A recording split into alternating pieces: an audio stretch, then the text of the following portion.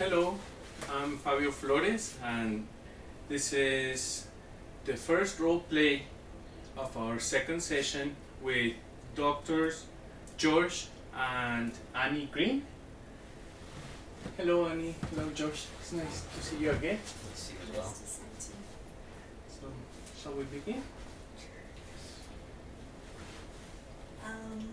Well, last time we told you, we're having a little trouble with our family situation, and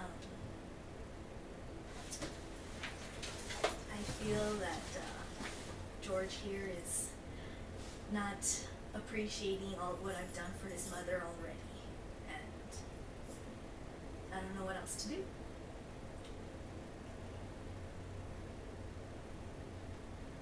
Okay, I can see how you feel that way, but it is a lot of pressure bringing my mom into our home environment.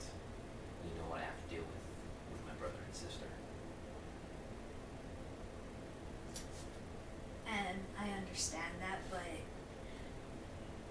if it's such a problem with your brother and sister, it's something that you should discuss with them.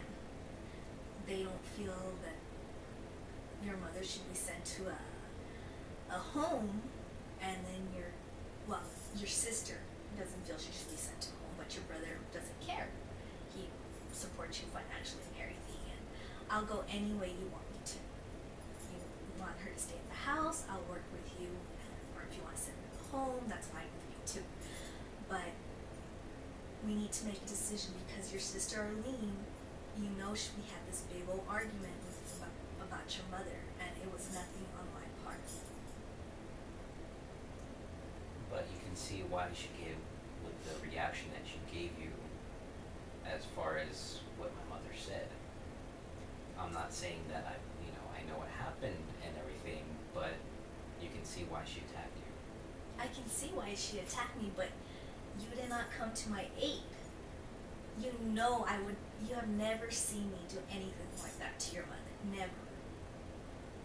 You should have defended me, especially when she was arguing in front of our children. Those are our kids. They shouldn't have to see something like that. Okay, they shouldn't have to experience things like this. I get it, but you know how unstable my sister is. Yes, she doesn't support, she's very cynical about everything that we do, but you choose to let it go from one end to the other. That's how we've always dealt with her. I can see that, but if she doesn't want to deal with your mother, then she should just stay out of our situation, because we took your mother into our home. Even though I know your mother doesn't appreciate me, I know she doesn't like me, but I'm working as hard as I can to make her comfortable in our home. And I do appreciate it, and maybe I know how I've shown it, but you know how much I respect you for that, how much I appreciate you. I don't feel that way. You don't show me any appreciation. I don't feel that way. I'm here with the kids working hard, and we both have very demanding careers, and I feel like you should be more supportive at home. Okay, whereas I can see that, but you know that I love you and you always have my support and everything. Why do you need to hear it? You know I'm always there for you, and you always support me in everything that I do and that we do together. So why can't that be enough? Because we have this other person now it was fine before when it was just our family. And now we have someone else who has come into our life, and within a matter of a couple of months, our life has just turned upside down. Some changes need to be made. Okay, so we can approach this like rational people that we are to get the steps that we need to get to, but it is going to be a process.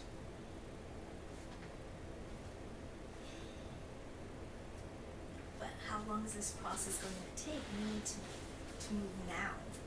It's not going to be instantaneous. Well, I know that, but we need to take some action now because But we are taking action now. We took my mother in. yeah, and that's what's causing the problem. Yeah, so you knew what was going to happen when you were supporting me to get her in, because you know she almost set fire to her house.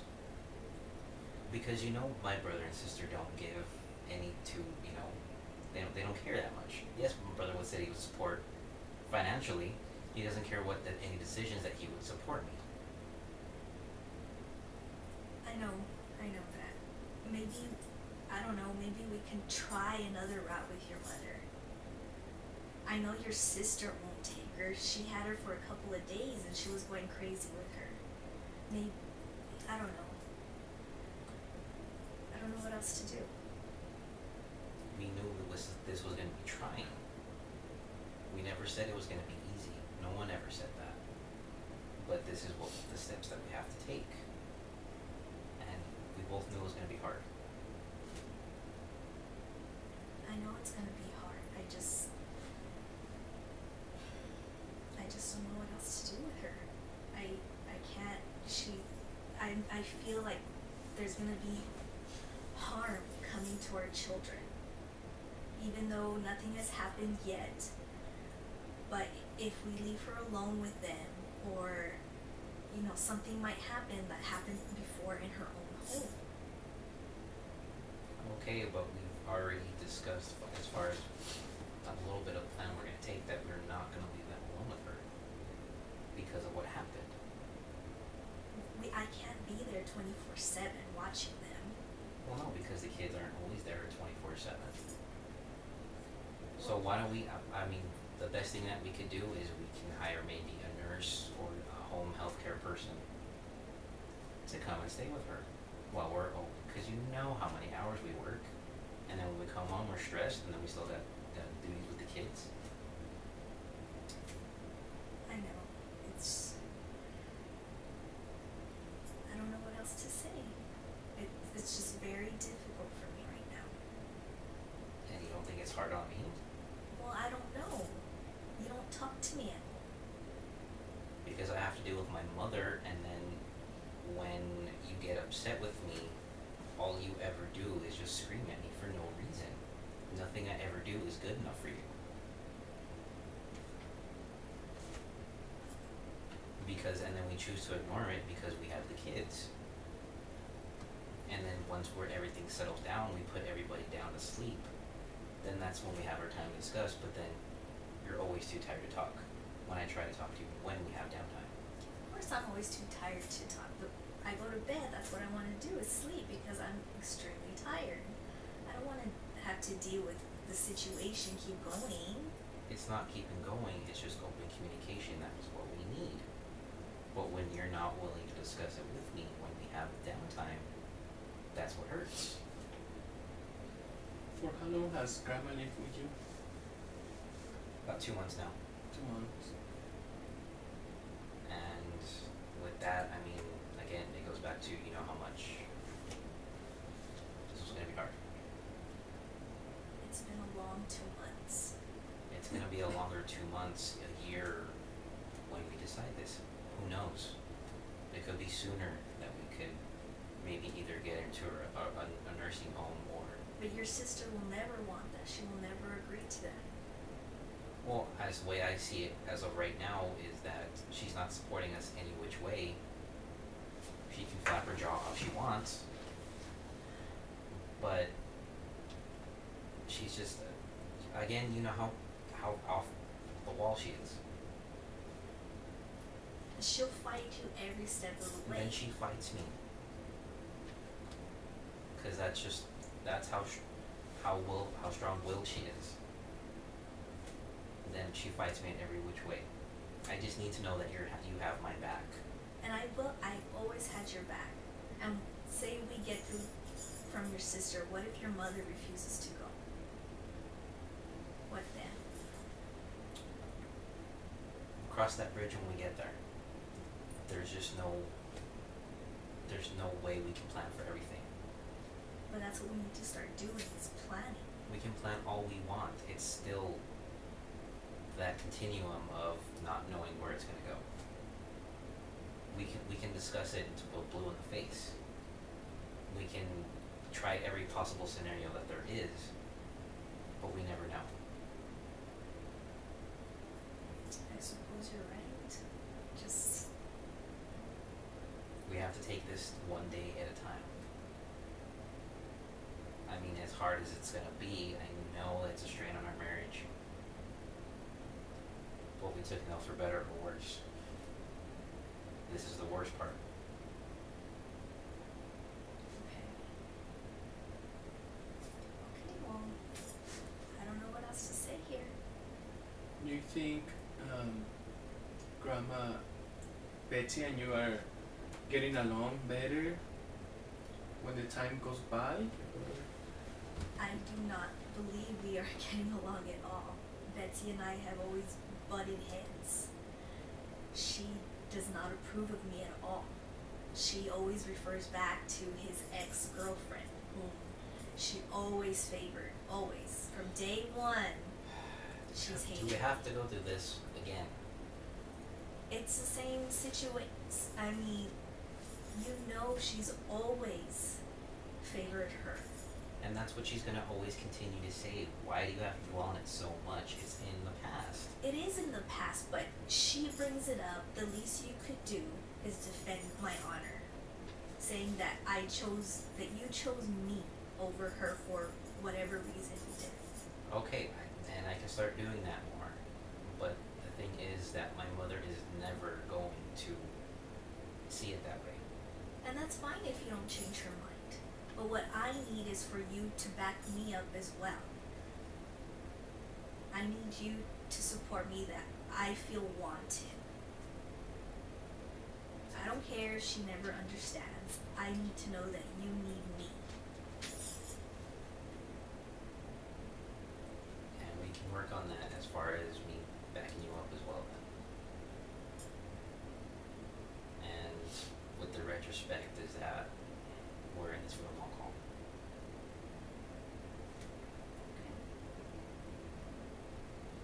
And then I know that with that argument you had with Arlene the other day, that is something that I'm gonna fully well address with my sister and know that she was in the wrong. She wasn't wrong, especially doing it in front of our kids. I It's know, very inappropriate. and I know that Dante was crying throughout the whole time that his aunt and his own mother were arguing. And that's something we also have to address with the kids because it's also a strain on them. Because you know how emotional we get. Yes, they do, and they should not have seen that in the first No, place. they should have not.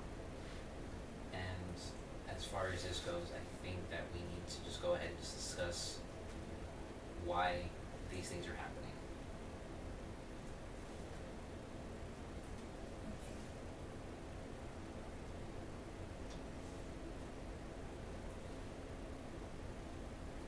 So were Dante and Angeline present during the argument with your sister? Yes. She accused Annie over here of hitting my mother because Betsy, my mother said that Annie hit her. And Which was not true. no, of course not. But you know how senile mother has been getting, and my sister does take things out of context, and she always wants to be the hero. I get it, but the thing with Arlene is she's always been difficult, just like my mother has been. They're very both stubborn people, and I will definitely talk to Arlene about what she did. She had no right to accuse. She should have gotten both sides of the story. But again, you know She how didn't let off me the wall talk she at is. all. You know how unstable she is. She's just like my mother. I know that. It's just she knew her nephew and niece were there, that they were listening, they were playing in the next room. She had no right to barge into our home accusing me of such a thing. Okay, no, she did not have anybody. And again, that's why we have to go and talk to the kids more about what happened. And then maybe talk to my mother as well as far as her accusing you. But we can't attack her. Because if my mother feels threatened, you know what's going to happen. Is this going to continue? We need to talk to your mother as well. It can't just be Arlene, because they're both at fault.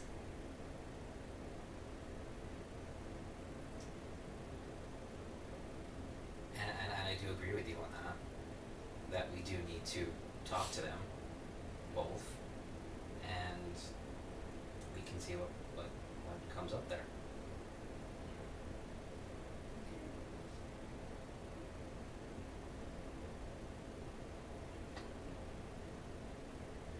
We can try in those situations then. That's all we can do. Yes, and that's what I've been telling you, but yet you still don't want to hear me. So why is that you do it here now and not at home? Because I don't feel comfortable in my own home. But it's your home. Yeah, but You've been I living feel, there for years now. I and feel you like can- I'm always being attacked there.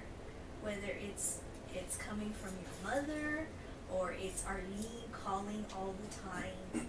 I don't feel at peace there. But we've been there for how long now with the kids, and you still over a couple months? Exactly, with the kids. Not with your mother. She changed our whole whole living situation. It changes everything. But again, we knew this was maybe not to the surmountable change that we knew, but we knew it was going to change. Yeah. But it's still your own Change. home. Yeah, but it's not a little change, it's a big change. It turned out much bigger than we were expecting. I don't know what to do. I don't know what to do with her. I feel uncomfortable around her, and when I am with her, she attacks me.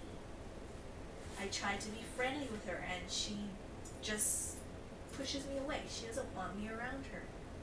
How am I supposed to feel comfortable in a home when I'm not invited in my own home? Well, it's not that you're invited in your own home. It's just that why can't you just ignore it? I And can't then get ignore along it. with your day. That's not the type of person I am. I hold everything in.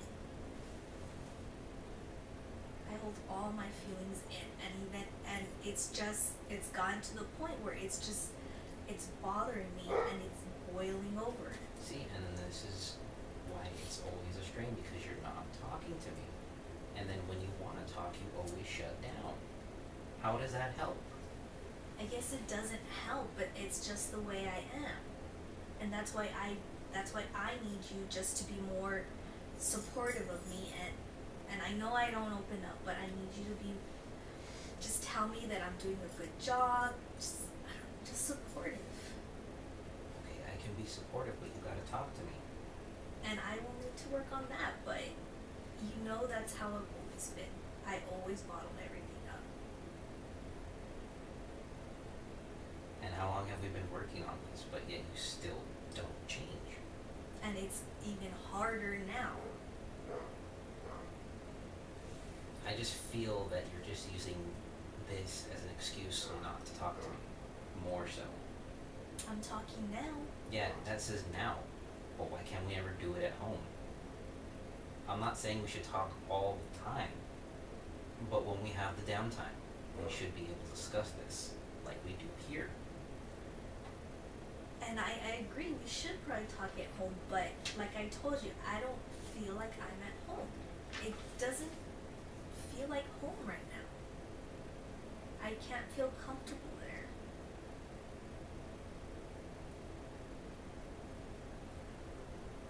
And then when you shut down, even more so, how am I supposed to take that? It's like I don't feel that you want to be around me or anything